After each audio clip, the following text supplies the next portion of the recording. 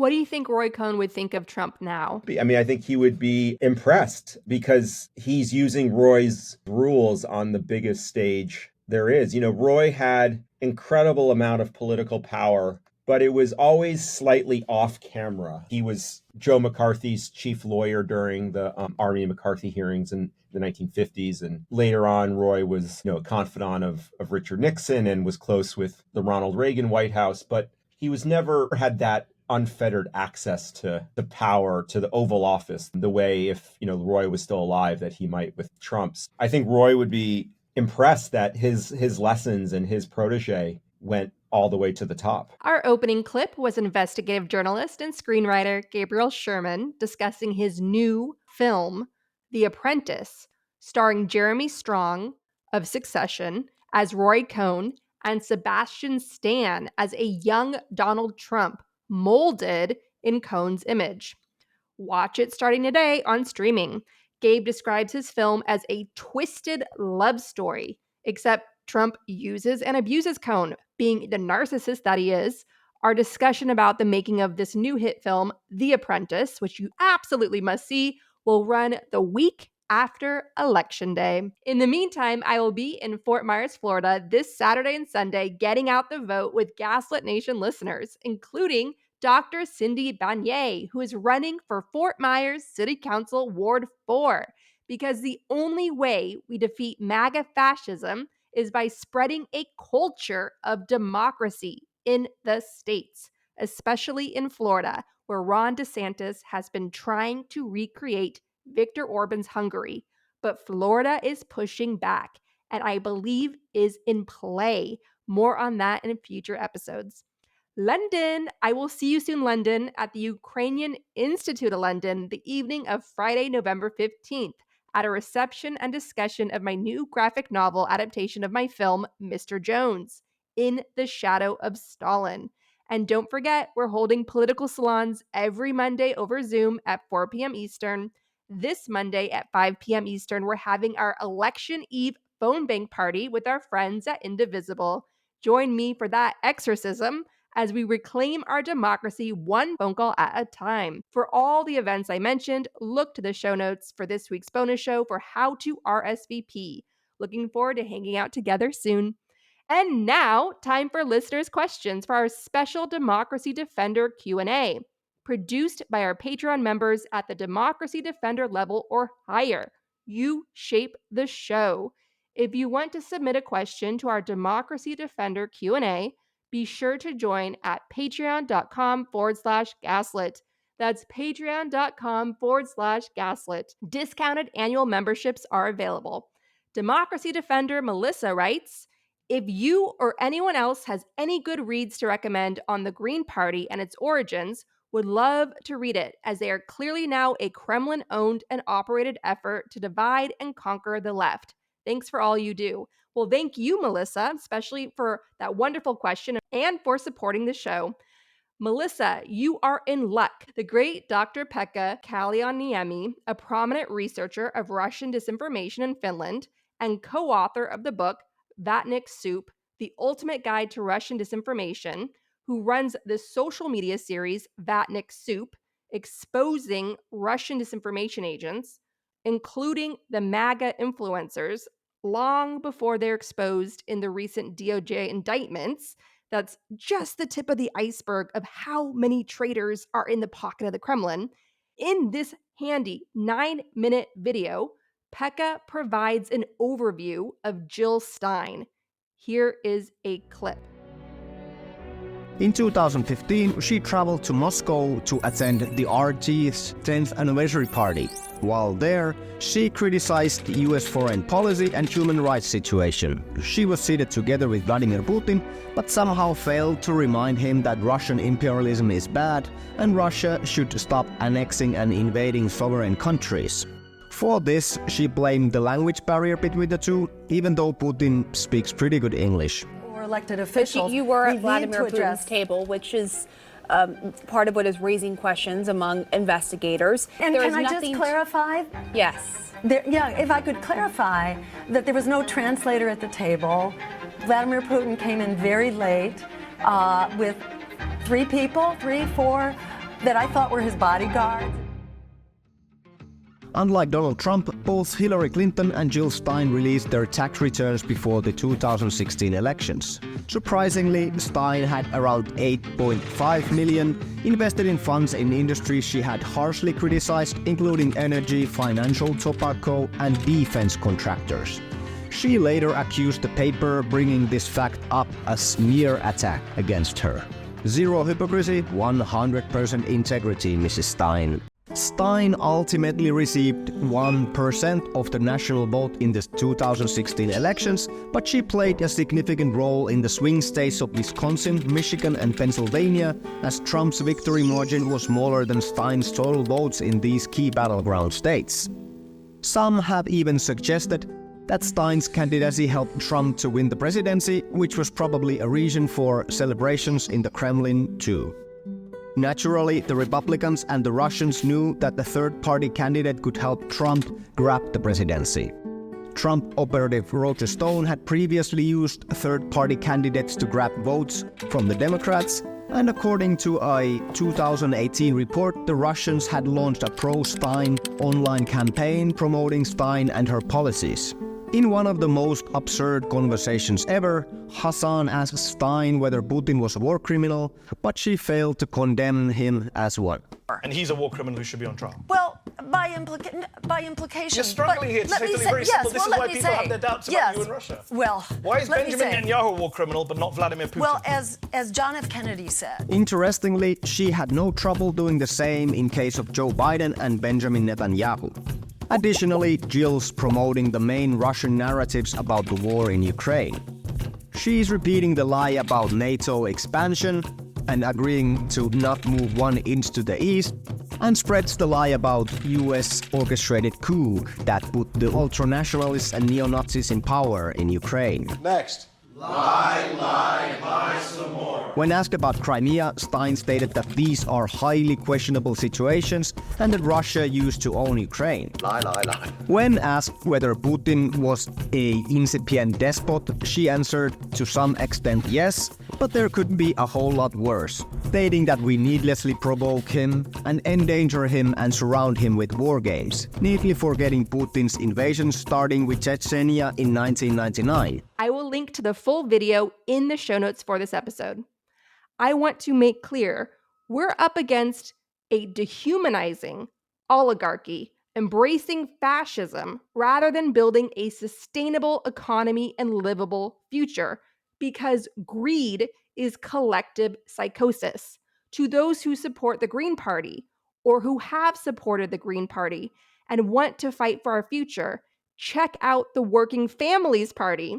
I just did an interview with the New York State co-executive director, which I will link to in the show notes. The Working Families Party is the real deal. The Green Party has been decimated by years of bad management and Jill Stein's corruption. You heard it in the video. Jill Stein is worth over $8 million, and her investments include the very evils she claims to be railing against. And no, Jill Stein is not the peace candidate. She's likely on the Kremlin payroll.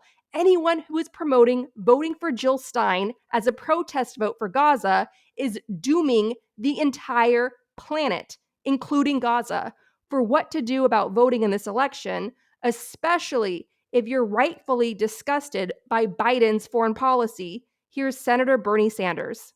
I understand that there are millions of Americans who disagree with President Biden and Vice President Kamala Harris on the terrible war in Gaza. I am one of them. While Israel had a right to defend itself against the horrific Hamas terrorist attack of October 7th, which killed 1,200 innocent people and took 250 hostages, it did not have the right to wage an all-out war against the entire Palestinian people. It did not have the right to kill 42,000 Palestinians, 2/3 of whom were children, women, and the elderly, or injure over 100,000 people in Gaza. It did not have the right to destroy Gaza's infrastructure, housing, and healthcare system. It did not have the right to bomb every one of Gaza's 12 universities. It did not have the right to block humanitarian aid, causing massive malnutrition in children and, in fact, starvation. And that is why I am doing everything I can to block U.S. military aid and offensive weapons sales to the right-wing extremist Netanyahu government in Israel.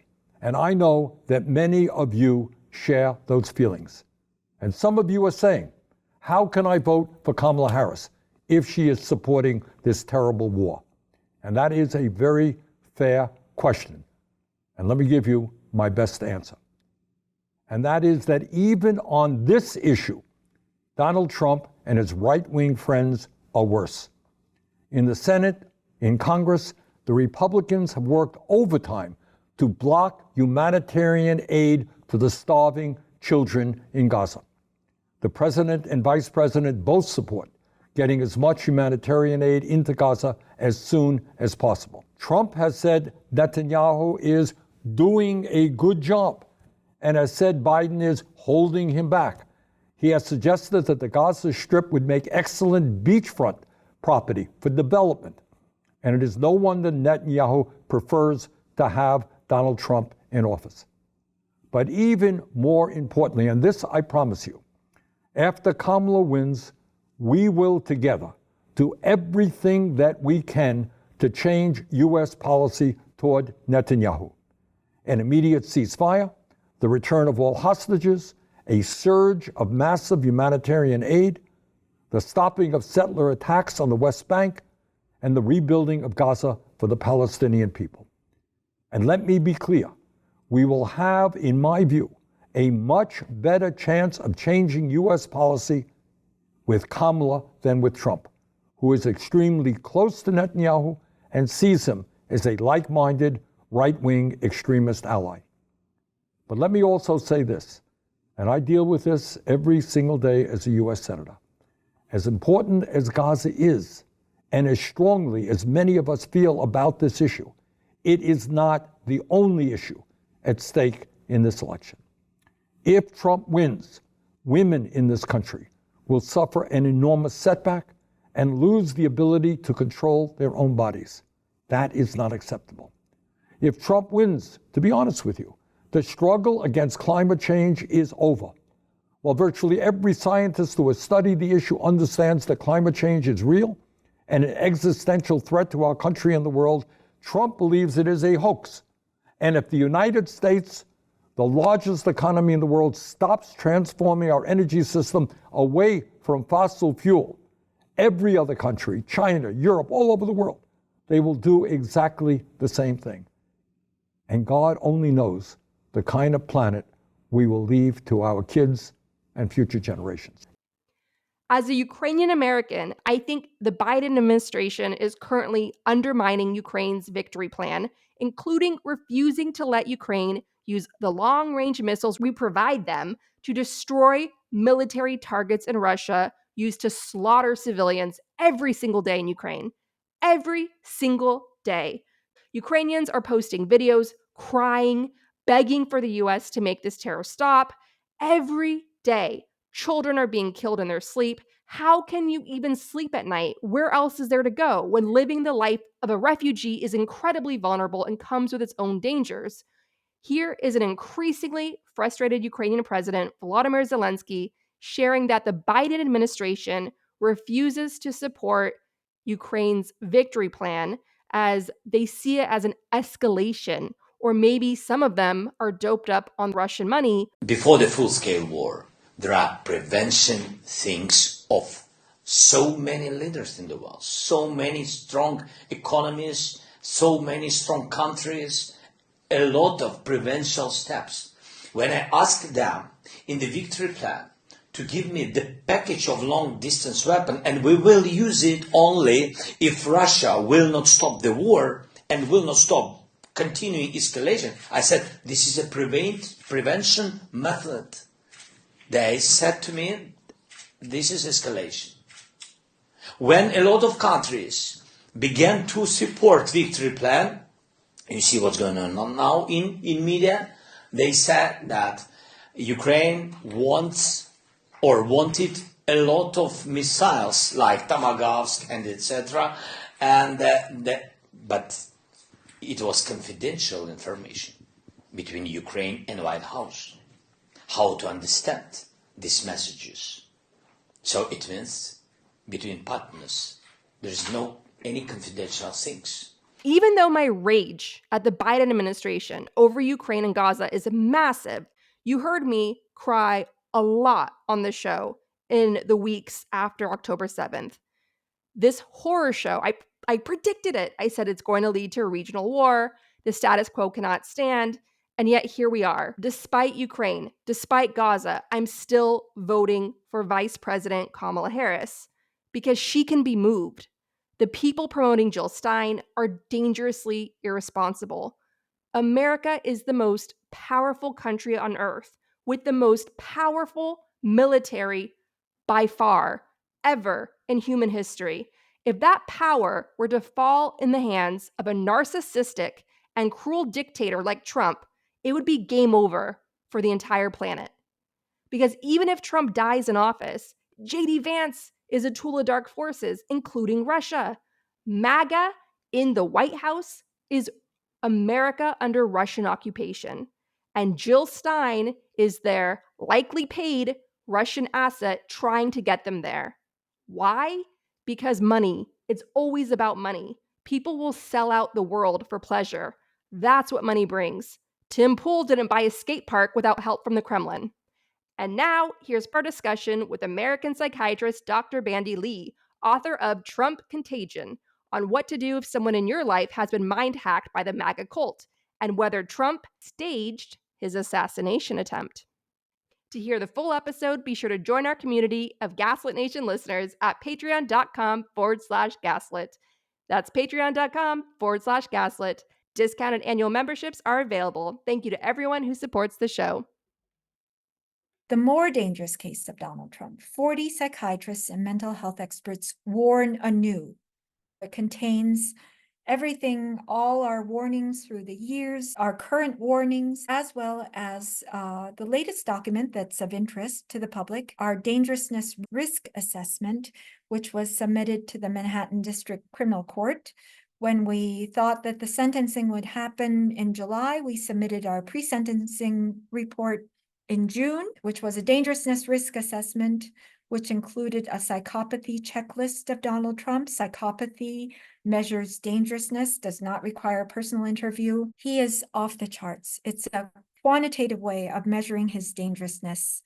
We felt that we had enough information to do the checklist, and I would say that he ranks right up there with mass murderers of history. Someone brought up Jonestown with Jim Jones, Charles Manson. All these individuals would rank among his score. And so we submitted this as a public service. At first, we kept it confidential and in deference to Justice Juan Merchan. But now that the sentencing has been delayed, we made it public through publication of this book. People can see there. Mental health experts routinely recommend sentencing based on dangerousness to the public, deterrence to the self, deterrence to the public. And so our sentencing recommendations are contained in there also. Victoria in the chat wrote that the quote that you mentioned was about the media was by Les Moonves of CBS. And that quote can be America's epitaph for, you can put it on the gravestone of American democracy, where Les Moonves famously said of Donald Trump, "It may not be good for America, but it's damn good for CBS." And now here we are, teetering on the brink of dictatorship and collective psychosis. So I want to bring up an uncomfortable topic. In recent weeks, especially, a lot of Gaslit Nation listeners from across the country, women mainly, actually all women, have been coming to me and asking what to do about MAGA cultists that are invading their space in public, harassing them, shoving them, intimidating them.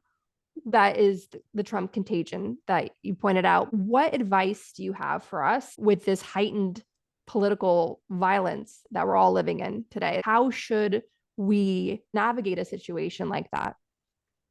Well, certainly, above all, getting oneself out of that situation of danger is first and foremost, don't confront the person, just try to get out of the space, and then do what you can to confront the problem. We know that fascism, Trump contagion, is really about denigration of others so that one can feel powerful. His inability to see other people as people, his inability to accept democracy is something that cannot be allowed in his personal worldview because he has to be above everyone else. Now, that is going to both enable and encourage a lot of similar ideas, because one kind of denigration of others, or especially coming from a powerful figure, it becomes a form of structural violence that denigrating groups, be it by race, by gender, by any other factor, immigration status, etc. All of this is going to be augmented simply by the paradigm that he brings, his worldview, which is he's going to impose on others, not just try to persuade, but spread. In effect, he himself has shown marvel at his own ability that of his symptoms spreading as a result of simple exposure. He said himself that it was incredible that he could shoot someone on Fifth Avenue and not lose any voters. He was marveling at the power of pathology, the power of mental pathology to spread and simply bulldoze over other people's notions of reality, other people's attempts to adhere to their rational sense of decency, their own ideologies, their own personalities, and even personhood. They lose their personalities and eventually their identities as a result of the spread of symptoms. And it's almost like a hijacking of the mind, which will be very traumatic when we come out of this, when eventually, I hope, at some point before the end of humanity, that his symptoms are contained and that we do have a chance to recover, then it will be very traumatic for those who simply, it's almost like blindly following along, because he has essentially hijacked their minds through his mental pathology. That's happened in Nazi Germany. A lot of people became alcoholics and were violent and unforgiving of themselves after Hitler's removal. It's the zombie apocalypse that we had been anticipating in recent years. I remember in 2008, 2009, and so on, New York City would have these flash mobs of creating a zombie apocalypse. It was very much a meme in the zeitgeist. And now here we are. I wanted to ask a question from a Gaslit Nation listener. Leslie in Indiana asks, Dr. Bandy Lee often talks about contagion. How do we best protect ourselves psychologically when knocking on doors and someone answers whose mind seems to be lost in propaganda? I find they often want to talk, challenge me, but if I do engage, I walk away a bit exhausted and I'm wondering if my own mental health will suffer. Can I make a difference for these people? And then she also asks, what training can be done? Can canvassers go door to door to help deprogram people? Could it be done? Could Dr. Bandy Lee and her colleagues put together a guide for canvassers? How else could we help people get their minds back? Yes, that's a very important question. And we have to treat contagion like a contagion. And Trump contagion is no exception. It's not an individual problem. It's not a rational problem. And so confronting or engaging with them at the rational level will not get you anywhere. They're not amenable to facts, evidence, or reality. What does matter is to address the factors that contribute to the contagion. There are three factors that are usually brought up with infectious disease. First is the offending agent, or in this case, the primary individual with the severe mental symptoms. The second is weakened hosts, that is, those with weakened immune systems. In this case, those who are feeling psychologically exhausted. So it's very important to take care of one's mental health. And the third is a facilitating environment. So even tuberculosis was rampant at one point, not because of the germ, not because of individuals' innate immune system per se, but because of closed spaces without ventilation and crowding of spaces. And once that was fixed, it naturally went away on its own. So we can do the same. So tackling this contagion at those three levels.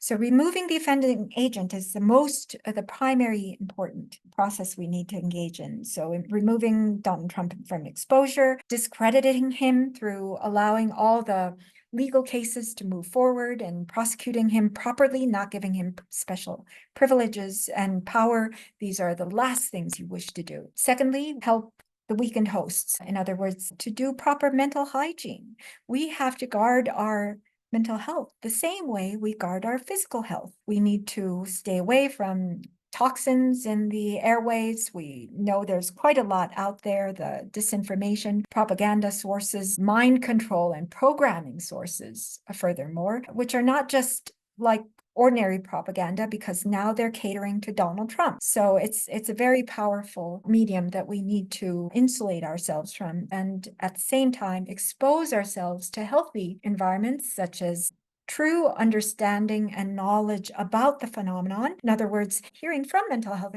experts, it may be troubling at first to confront the problem and to hear how severe the problem is, but eventually it's actually relieving and empowering, because we know that there are solutions. Once we truly understand the problem, we can come up with true solutions and know that there are solutions at multiple levels to a problem that is affecting us at multiple levels. So learning and educating ourselves, as well as taking time with things we truly enjoy and are life affirming. This is not complacency or selfishness at a time of crisis. It's all the more necessary in a time of crisis. In fact, I've taught medical students and law students that in a time of crisis, first take your own pulse. That's what you do in an emergency. Contrary to throwing yourself right in, you have to make sure that you're in a place of strength and stability. And building that is by giving yourself time. Hours, a few hours put aside in the day, or even if just an hour, a day and a half over the weekend, a week or two in every 6 months. These kinds of things are not just luxury ideas. They're quintessential to tackling a crisis situation and grounding ourselves in our own sense of what is good in the world, our sense of reality, ethics, whatever nourishes and affirms us is absolutely essential.